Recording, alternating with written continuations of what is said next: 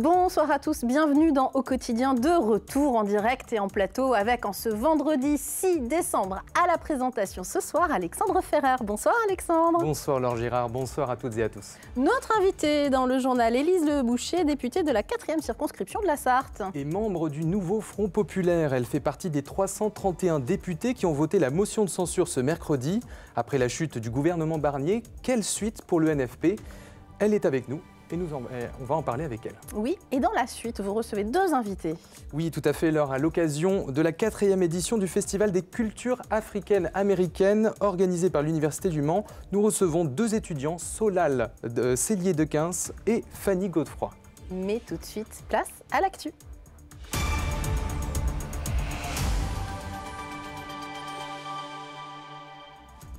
Bienvenue dans le journal de ce vendredi 6 décembre. Au sommaire, focus sur un chantier d'embellissement d'une commune sartoise. Et oui, Laure, chaque année, le département investit 10 à 15 millions d'euros dans l'enfouissement des réseaux électriques. Direction Champagné, où cette étape annonce d'autres grands travaux pour la commune.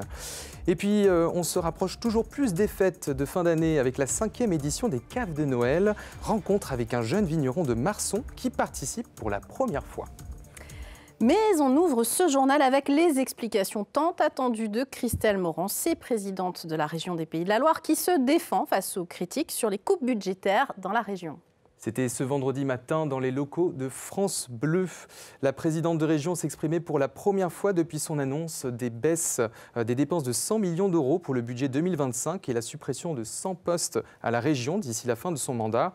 Dans une interview que vous pouvez retrouver sur le site de Radio France, elle assure avoir fait le choix de réduire les subventions pour préserver l'investissement et estime le pays shooté à la dépense publique. Selon elle, c'est de sa responsabilité de participer à l'effort national par rapport à la dette.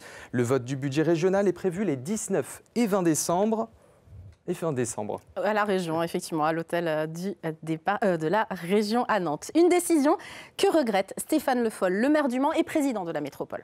Lui plaide la sérénité et la stabilité dans le budget régional. La décision de Christelle Morancé aura aussi un impact sur les finances de la ville et de la métropole. On l'écoute. Bien sûr, ça va les impacter. Je pense que ça doit être un peu plus de 3 millions d'euros de moins là, sur le territoire, sur le Mans et la métropole. Donc, dans ces moments-là, et en particulier alors que maintenant il n'y a plus de gouvernement, donc il faut garder un peu de sérénité et bien regarder l'avenir. Éviter de brusquer les choses parce qu'il y a suffisamment d'expressions aujourd'hui radicales dans tous les sens où tout le monde s'emballe sur le. Moi, je suis plutôt partisan aujourd'hui de faire en sorte qu'on soit beaucoup plus serein, d'apporter de la stabilité. C'est ça l'enjeu. Bon, ça nécessite d'assurer de la pérennité dans les actions publiques parce que c'est comme ça qu'on arrive aussi à stabiliser les choses. Allez, un peu de stabilité avec la signature d'un nouveau contrat de ville pour les 4 quartiers prioritaires de Le Mans Métropole. 13 millions d'euros pour les Sablons, Ronces-Réglonnières, Coulennes et Allonnes. Le contrat signé pour une durée de 6 ans fait intervenir l'État, Le Mans Métropole et le département pour fixer les axes majeurs de la politique de la ville en matière d'éducation, de santé ou encore de tranquillité publique. On écoute Emmanuel Aubry, préfet de la Sarthe. Ce qui correspond à un engagement pour l'État de l'ordre de 2 millions d'euros par an, avec des choses tout à fait concrètes qui consistent par exemple à financer l'encadrement d'enfants qui vont aller issus des quartiers politiques de la ville, qui vont être pris en charge l'été.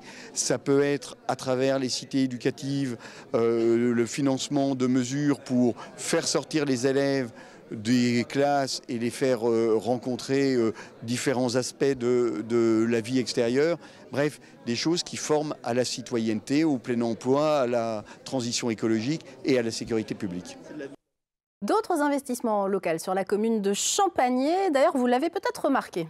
En ce moment, des déviations sont mises en place dans le centre de la commune pour une opération d'enfouissement des lignes électriques de télécommunications. Une étape nécessaire pour continuer d'embellir et de dynamiser le centre-bourg. Le point sur le chantier avec Laure Girard. Ces câbles-là vont bientôt disparaître sous terre dans les rues du centre-bourg de Champagné, sur 1,1 km au total. En ce moment, c'est rue Marie-Guibé que les équipes de Bouygues interviennent. On va venir faire une tranchée dans laquelle on va poser les câbles électriques, les fourreaux, donc les tuyaux qui vont servir à amener le téléphone, la fibre. Troisième étape, c'est les raccorder, comme le fait le technicien. La fibre, le réseau téléphonique, mais aussi le réseau électrique basse tension, propriété du conseil départemental, vont passer dans ces tuyaux. C'est donc le département et le Mans Métropole qui financent l'enfouissement pour 635 000 € au total.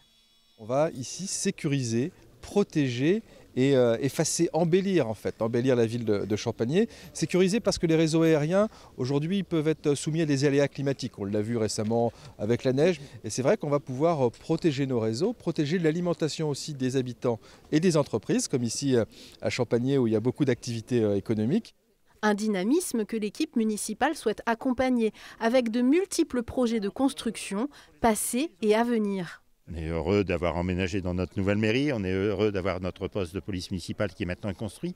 Le site Bérénice, l'ancien site des Tours, les logements sont partis, 56 logements. Le site de Bordeaux-Chenel vient d'être rasé, donc on est dans toute une dynamique de développement au niveau de la commune avec l'enfouissement du réseau. C'est le point de départ d'un très gros projet que nous avons avec la métropole, projet donc de modernisation complet de notre cœur de ville. L'enfouissement des réseaux devrait être achevé courant avril 2025 dans le centre de Champagné, une étape pour améliorer le cadre de vie des habitants. Il est l'heure d'accueillir l'invité de notre journal, Élise Leboucher, députée de la 4e circonscription de la Sarthe, LFI-NFP. Élise Leboucher, bonsoir. Bonsoir. Emmanuel Macron s'est exprimé hier soir suite à la motion de censure que votre coalition, le Nouveau Front Populaire, a votée. Selon le président, en faisant ce choix, vous faites celui du désordre. Qu'est-ce que vous voulez répondre au président ? Alors déjà, je rappelle dans quel cadre nous avons voté cette motion de censure et pourquoi je l'ai moi aussi votée. D'abord parce que ce Premier ministre avait été nommé par Emmanuel Macron au lendemain quelques semaines après les élections législatives, mais en faisant fi complètement du résultat des élections, puisque Michel Barnier fait partie d'un camp qui a fait un petit score lors des élections législatives, Et Premier ministre qui lui-même a fait fi de ce qui s'est passé pendant ces élections, puisqu'il n'a pas tenu compte du cordon républicain qui s'est installé pour contrer le Rassemblement national, puisqu'il a passé son temps à leur tendre la main. Puis aussi, cette motion, elle est arrivée dans le cadre des discussions budgétaires, où clairement, pour nous, les budgets ne sont pas à la hauteur des besoins de la population aujourd'hui. On voit l'état de notre hôpital, on voit encore les fonctionnaires qui étaient dans la rue hier, les plans de licenciement qu'on voit partout, les agriculteurs qui sont inquiets. Et on avait un budget d'austérité alors qu'on doit répondre aux besoins de la population. On comprend des désaccords, notamment concernant ce projet de budget 2025, mais quand même quelque chose nous retient l'attention, c'est est-ce que vous êtes à l'aise à l'idée d'avoir rejoint le Rassemblement national pour le vote de la motion de censure ? Alors moi, je n'ai pas du tout rejoint le Rassemblement national. Nous avions déjà déposé une motion de censure il y a quelques semaines, où le NFP avait été les seuls à l'avoir votée. On aurait pu gagner du temps si elle avait été adoptée à ce moment-là. Donc c'était bien la motion de censure du NFP qui a été votée mercredi soir. Alors, justement, on va revenir quand même sur ces points qui semblent importants de préciser pour nos téléspectateurs et téléspectatrices. C'est pourquoi donc avoir censuré ce budget, et notamment sur les conséquences concrètes locales ? Parce que ce budget, justement, ne répondait pas à la situation et ne répondait pas aux difficultés qu'on connaît localement. Je pense aux salariés de Valeo, je pense aux ceux qui travaillent à l'hôpital, aux patients, aux gens qui ont besoin de médecins. Je rappelle quand même que le budget, notamment celui de la sécurité sociale, faisait les poches aux apprentis, faisait les poches aux retraités, taxait encore sur les médicaments ou sur les consultations médicales, baissait le budget encore pour l'hôpital, alors qu'on connaît tous la difficulté de nos hôpitaux publics.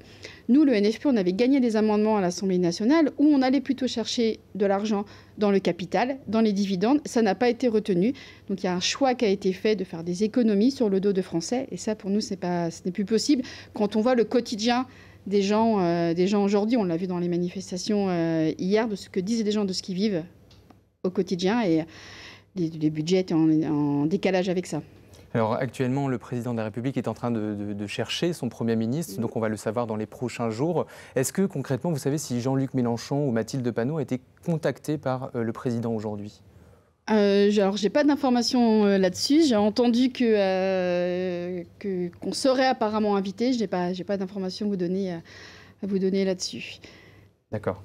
Est-ce que vous êtes là, étant donné la situation, est-ce que vous êtes quand même prêt à créer des alliances politiques ? L'alliance politique, elle existe déjà. Elle s'appelle le Nouveau Front Populaire. Et j'ai du mal à concevoir que certains puissent envisager des alliances avec le bloc central, alors que ce bloc central est quand même responsable de la situation dans laquelle le pays est. Emmanuel Macron est au pouvoir depuis 2017. Qui est-ce qui a méprisé les Gilets jaunes, qui a méprisé les retraités avec la réforme sur laquelle il ne veut pas revenir, les agriculteurs?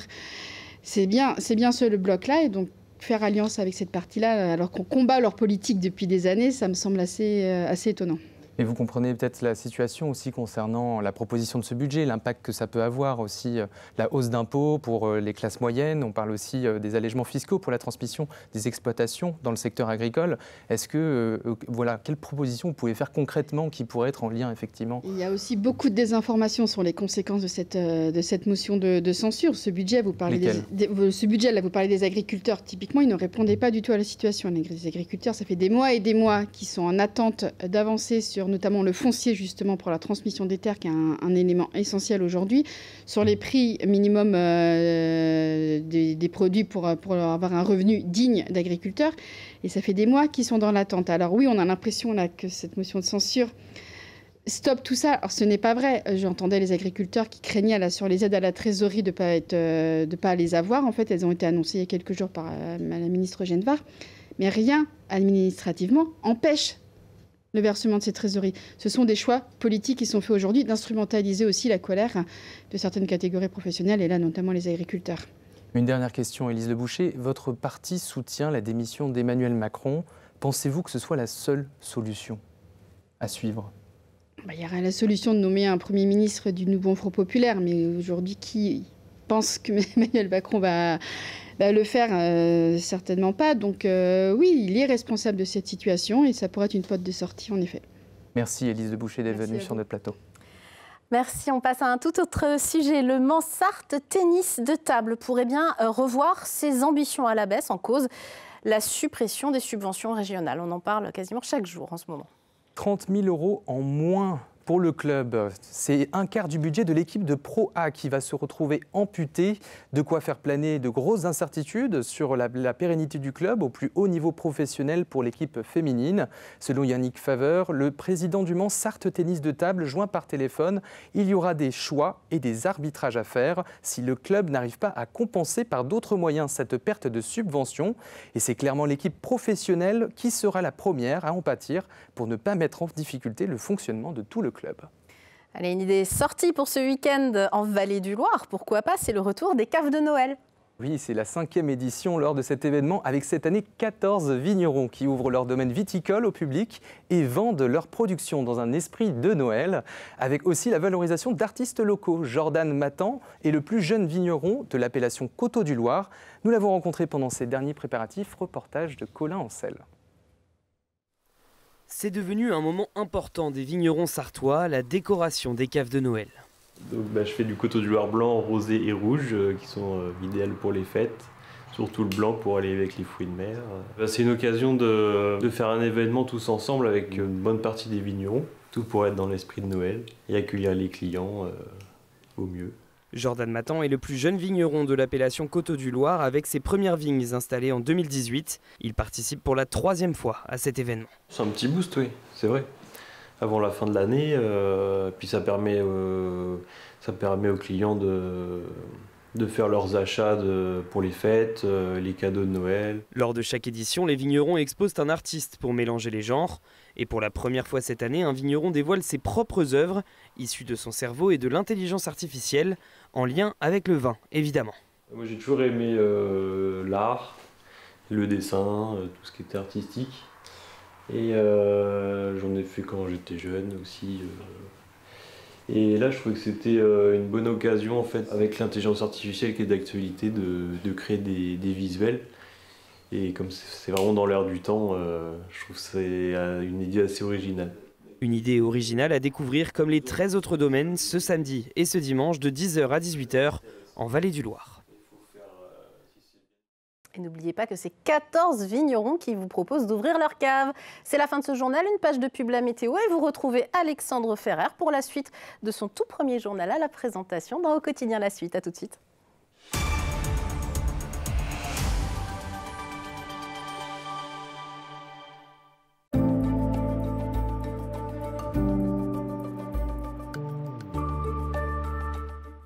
Mesdames, Messieurs, bienvenue. Merci de nous retrouver pour ce nouveau bulletin météo. La situation pour cette soirée de vendredi s'annonce plutôt perturbée avec un ciel bien couvert et des averses relativement fréquentes. Les températures, quant à elles, afficheront 12 degrés au Mans. Nous aurons 11 à Mamers.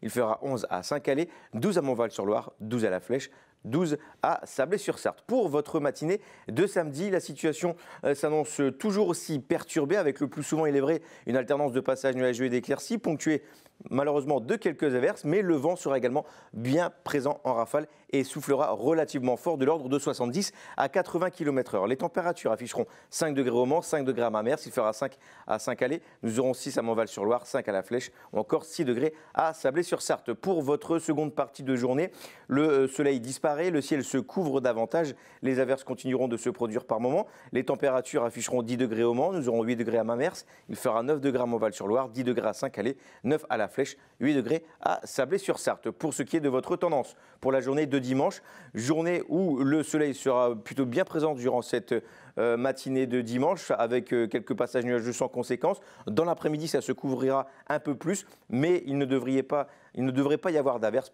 Les températures afficheront 11 degrés au milieu de la journée, 10 degrés à Saint-Calais, 8 à Mamers, 11 à Montval-sur-Loire, 10 degrés à La Flèche et Sablé-sur-Sarthe. Et enfin, pour votre journée de lundi, arrivée d'une nouvelle perturbation, le ciel sera totalement couvert, les averses se seront généralisées sur l'ensemble du département. Les températures afficheront 8 degrés au milieu de la journée au Mans, 8 degrés à Montval-sur-Loire, 8 degrés à Saint-Calais, 8 à Mamers, 9 degrés à La Flèche. En ce samedi 7 décembre, nous perdrons encore quelques minutes de soleil. Je vous souhaite à toutes et à tous de passer une excellente journée.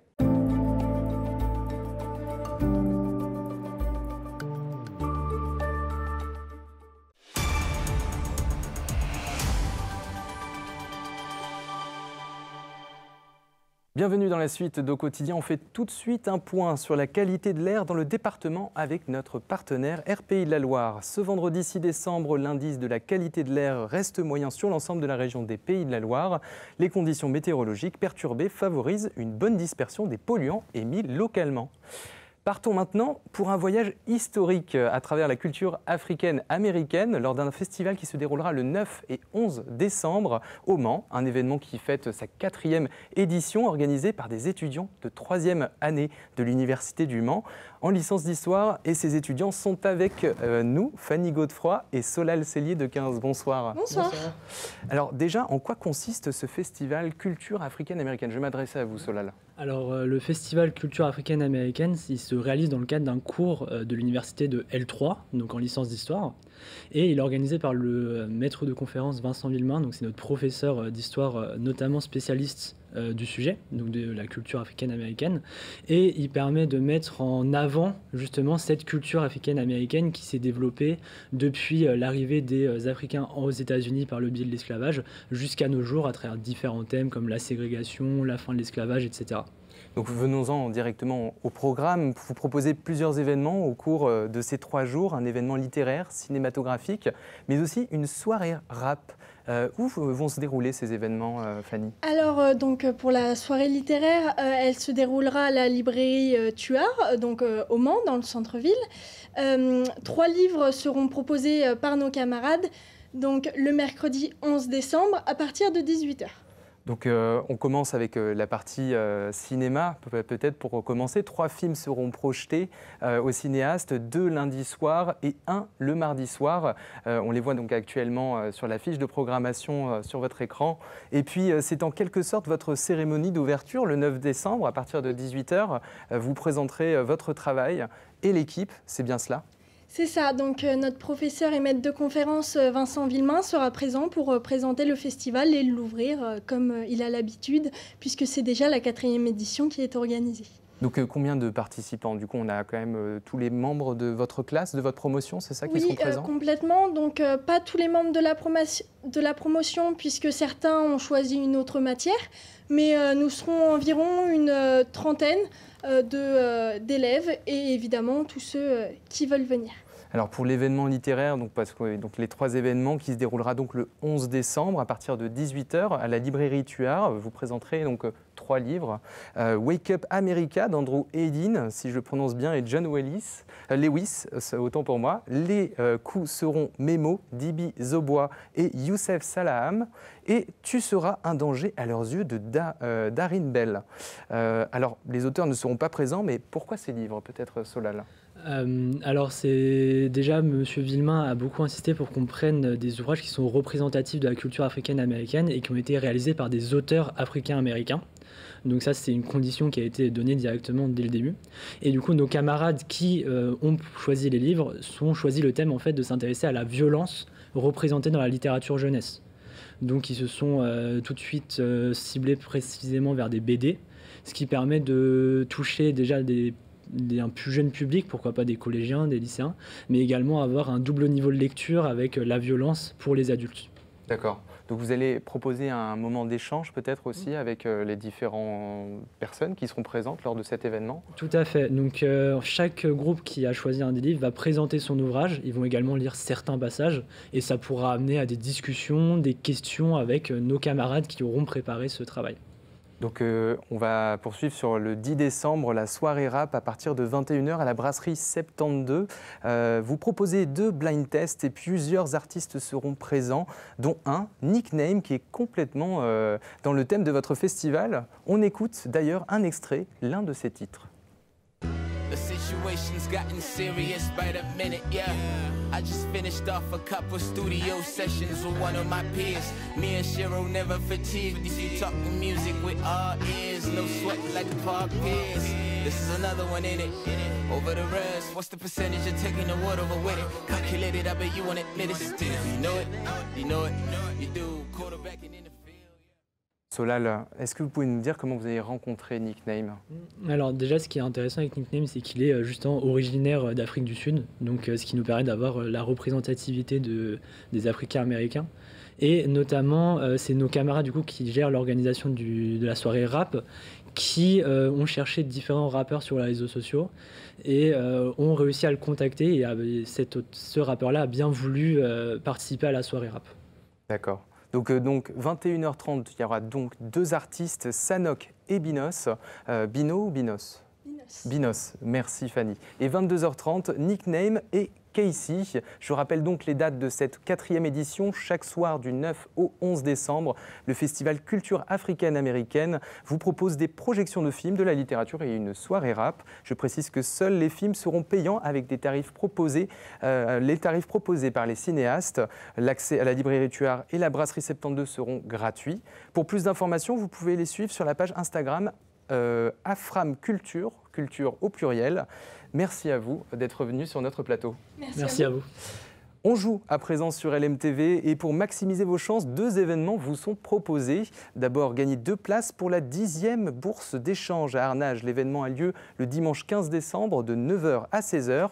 Et puis, 2e événement pour lequel vous pouvez gagner vos places, c'est le spectacle équestre Reconnexion de la compagnie Orstella qui aura lieu au Pôle européen du cheval d'Ivry-l'Évêque du 19 au 22 décembre. 6 représentations d'1h30 auront lieu. Et si vous êtes sélectionné, vous pourrez choisir votre créneau. Pour ces 2 jeux, il vous suffit d'envoyer un mail à jeu@lmtv.fr en mentionnant votre nom, vos coordonnées et votre adresse avec un petit mot gentil. Ça fait toujours plaisir.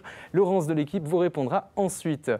On poursuit donc les invités de lundi. L'invité de notre journal de lundi sera Christophe Conil, maire adjoint du Mans, délégué au grand projet d'urbanisme sur la question des travaux dans la ville du Mans. Et puis dans la suite, on recevra Lucilia Vanier, animatrice socio-culturelle à la MJC Ronceret et organisatrice du défi Éloquence. Tout de suite, c'est vendredi et c'est les Sartois du web avec Aurélien Caillos et sa bande. Avec lui, Antoine Breteau, responsable de secteur pour l'agence d'intérim Staff Match et une soirée cinéma au cinéaste avec UFC Que Choisir et les Francas de la Sarthe. C'est la fin d'Au Quotidien. On se retrouve lundi dès 18h30 dans notre journal. D'ici là, ce week-end, vous pourrez voir l'hebdo, toute l'actualité de la semaine d'Au Quotidien. Je vous souhaite un bon week-end et à lundi.